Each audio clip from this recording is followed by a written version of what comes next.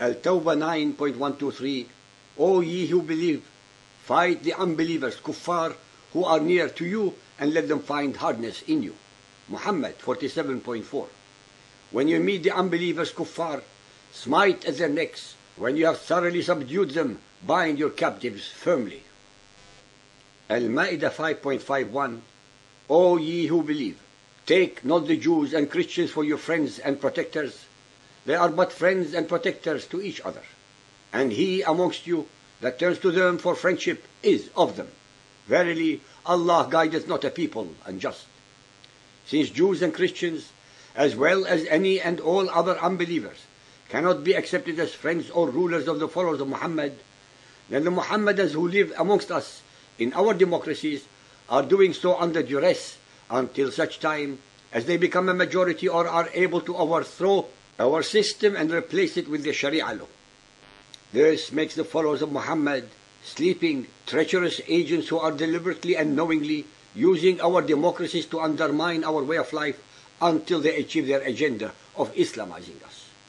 And last but not least, the icing on the cake verse. Al-Imran 3.85.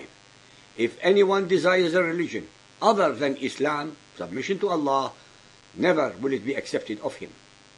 I can recite at least another 70 verses from the Quran and Hadith of similar theme, but I'm sure the above are enough to demonstrate the peace-loving, merciful, and compassionate characteristics of the Quran and Muhammadan Islam.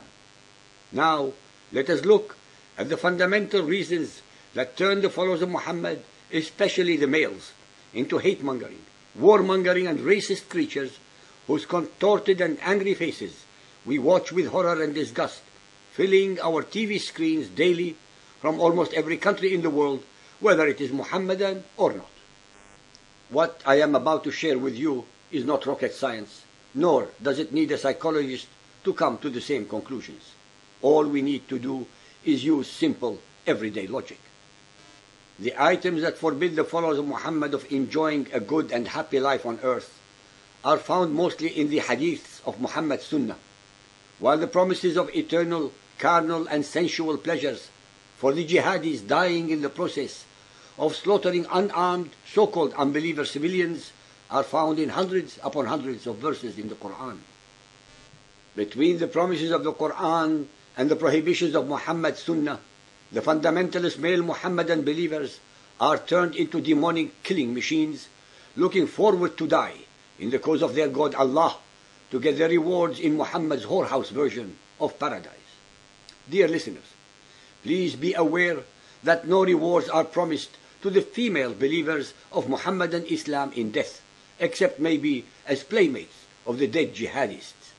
Unfortunately for them, both the Quran and Hadith instruct the female followers of Muhammad to be groveling and obedient servants of their male masters, especially their husbands, who can beat them, forbid them from associating with others, to have sex with him whenever and however he wills, to cover their bodies as if they were genitals exciting other males, etc., etc.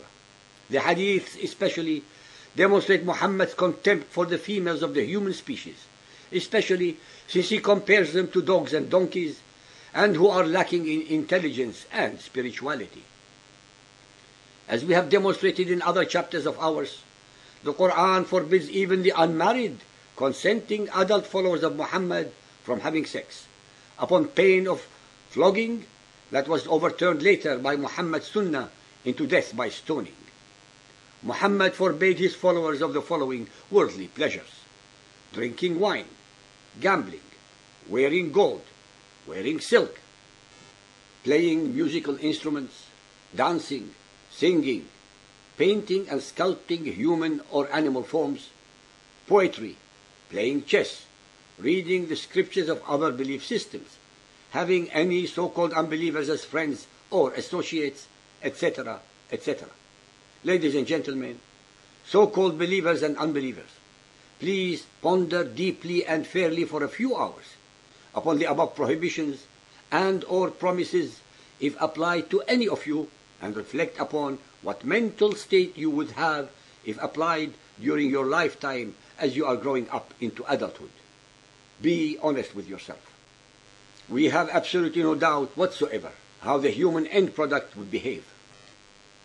The absolute majority of the females of Muhammadan Islam grow up uneducated, oppressed, terrorized, beaten, humiliated and unloved creatures who pass their ignorance and twisted psychological profile to the next generation of males and females.